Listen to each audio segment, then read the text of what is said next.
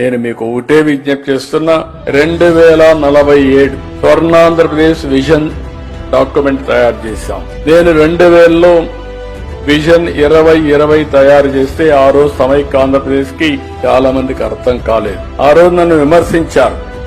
కానీ ఈ రోజు చూస్తే నేను ఆ రోజు ఏం చెప్పానో దానికంటే ఎక్కువే అభివృద్ధి అయ్యే పరిస్థితి వచ్చిందంటే అది విజన్ కుండే పవర్ అని చెప్పి నేను మీకు తెలియజేస్తున్నా. 2047 ఎప్పుడో కాదు, ఈ రోజు 2025కు వచ్చాం. ఇంకొక 22 సంవత్సరాలు. ఈ 22 సంవత్సరాల్లో భారతదేశం నెంబర్ 2 గాని నెంబర్ 1 తయారయ్యే అవకాశం ఉంది.